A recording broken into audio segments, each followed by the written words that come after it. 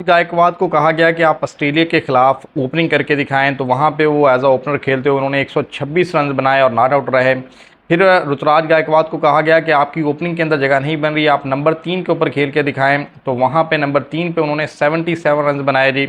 उसके बाद बताया गया कि आपकी नंबर 3 पे भी जगह नहीं बन रही, आप नंबर 4 के ऊपर खेल के दिखाएं जी। तो वहाँ पे नंबर 4 के ऊपर खेलते हुए उन्होंने 49 रन बनाए और उसको उससे ही अगले ही मैच के अंदर उनको जी ड्रॉप कर दिया गया जी। और अब जबकि टीम अनाउंस हुई है श्रीलंकन टूर के लिए इंडिया की, तो वहाँ पर ऋतुराज गायकवाड ना तो ओडीआई के अंदर ही सिलेक्ट हो पाए हैं और ना ही टी20 इंटरनेशनल के अंदर ही सिलेक्ट किया गया है उनको जी। वो प्लेयर जो कि आईसीसी टी20 रैंकिंग के अंदर 37वें नंबर के ऊपर आ रहा है, उसकी सिलेक्शन हो गई है जी टी20 टीम के अंदर भी और ओडीआई की टीम के अंदर भी, और उसको एज अ वाइस कैप्टन बनाया है। और वो प्लेयर जो कि टॉप 10 के अंदर आ रहा है टी20 रैंकिंग के अंदर 8वें नंबर के ऊपर आ रहा है ऋतुराज गायकवाड, उसकी सिलेक्शन ना होना एक बड़ा क्वेश्चन मार्क आ रहा होता है बीसीसीआई की सिलेक्शन कमेटी के ऊपर। बड़ी नाइंसाफ़ी की गई है ऋतुराज गायकवाड के साथ।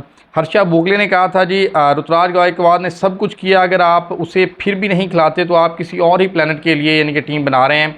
तो ऋतुराज गायकवाड ने हर चीज़ करके दिखाई है जी आपको, लेकिन उसके बावजूद उसकी सिलेक्शन ना होना एक बड़ा क्वेश्चन मार्क आ रहा होता है बीसीसीआई की सिलेक्शन कमेटी के ऊपर। अगर हम बात कर लें ऋतुराज गायकवाड और शुभमन गिल के स्टैट्स की, तो ऋतुराज गायकवाड ने 20 मैचेस खेले हैं और वहां पर उन्होंने 633 रन बनाए हैं, और शुभमन गिल ने 19 मैचेस खेले हैं टी20 इंटरनेशनल में और 505 रन बनाए हैं। और अगर एवरेज की बात करें तो ऋतुराज गायकवाड की जो एवरेज आ रही है वो 39.56 आ रही है, और जो शुभमन गिल की एवरेज है वो 29.7 आ रही है।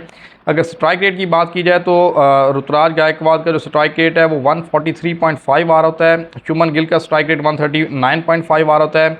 हाईएस्ट स्कोर 123 आ रहा होता है ऋतुराज गायकवाड का, शुभमन गिल का 126 आ रहा होता है। अगर हम 50s और सेंचुरीज की बात करें तो ऋतुराज गायकवाड ने 4 50 और 1 सेंचुरी लगा रखी है, और शुभमन गिल ने 3 50 और 1 सेंचुरी लगाई हुई है।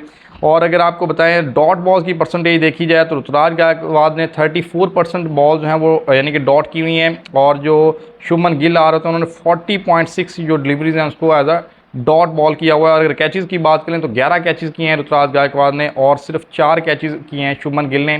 तो इस स्टैट से साफ वाज़ेह हो रहा है कि ऋतुराज गायकवाड हर एक हिसाब से जो है वो शुभमन गिल से बेहतर प्लेयर यानी कि आ रहे होते हैं। और सबसे ज़्यादा जो बेनिफिट आ रहा होता है वो यही है कि उनका जो बैटिंग ऑर्डर है वो फ्लेक्सिबल है, आप उसको ओपनर भी खिला सकते हैं, आप उसको 1 डाउन भी, आप उसको 2 डाउन और 3 डाउन तक भी आप खिला सकते हैं, और हर जगह पे वो आपको रन करके दे रहा होता है, क्रूशल मोमेंट्स के ऊपर रन करके दे रहा होता है, और अच्छे स्ट्राइक रेट के साथ खेल रहा है, 140 प्लस के स्ट्राइक रेट के साथ खेल रहा है। टी20 इंटरनेशनल के अंदर ऋतुराज गायकवाड की सिलेक्शन ना होना समझ से परे है जी। वो प्लेयर जो कि 37वें रैंक के ऊपर आ रहा है वो ओडीआई के लिए भी अवेलेबल होगा और टी20 के लिए भी अवेलेबल होगा, और एज अ वाइस कैप्टन खेलेगा जी। रोहित शर्मा की वाइस कैप्टनसी करेगा और सूर्य कुमार यादव की वाइस कैप्टनसी कर रहा होगा। अगर हम बात कर लें आखिरी 7 मैचेस की, यानी कि जो आखिरी 7 मैचेस खेलेंगे वहाँ पे ऋतुराज गायकवाड ने 356 रन बनाए हैं। अगर जसवाल की बात करें तो उन्होंने 263, शुभमन गिल ने 201 और सूर्य कुमार यादव ने 197, शिवम दुबे ने 158, रिंकू सिंह ने 154 रन बनाए हैं।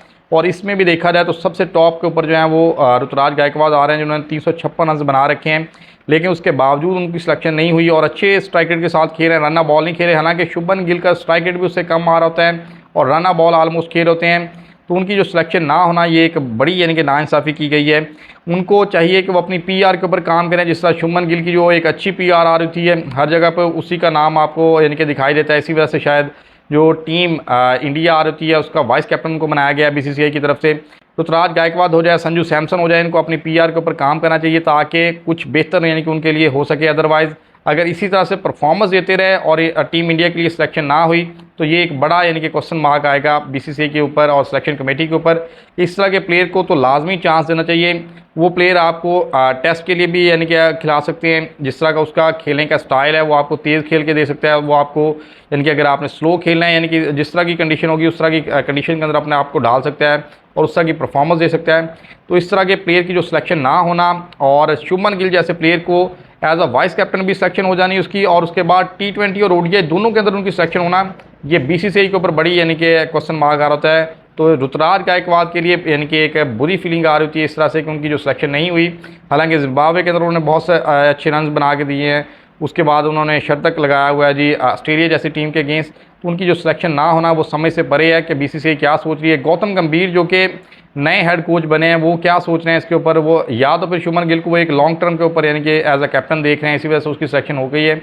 और ऋतुराज गायकवाड की सिलेक्शन नहीं हुई। और अभिषेक शर्मा जैसा प्लेयर जिसने 47 बॉल के ऊपर 100 लगाया जी, उसकी भी सिलेक्शन नहीं हुई T20 इंटरनेशनल के अंदर। तो ये जो सिलेक्शन हुई है इसके ऊपर बहुत सारे क्वेश्चन मार्क आ रहे हैं। और इस तरह की जो सिलेक्शन है, इस तरह के प्लेयर जो कि परफॉर्मेंस दे रहे हैं, उनकी जो है वो हौसला अफजाई नहीं होती, बल्कि उनका जो है वो मोराल जो है वो डाउन किया जाता है। तो ये एक अच्छी चीज़ नहीं आ रही है। आपकी इसके बारे में क्या राय है? कमेंट सेक्शन में अपनी राय ज़रूर दीजिएगा। मज़ीद क्रिकेट से जुड़ी खबरें जानने के लिए मेरे यूट्यूब चैनल MWM स्पोर्ट्स को लाजमी सब्सक्राइब कर लें, ताकि क्रिकेट अपडेट्स आप तक बर वक्त पहुँच रहे हैं। अपना बहुत सा ख्याल रखें। अल्लाह हाफ़िज़।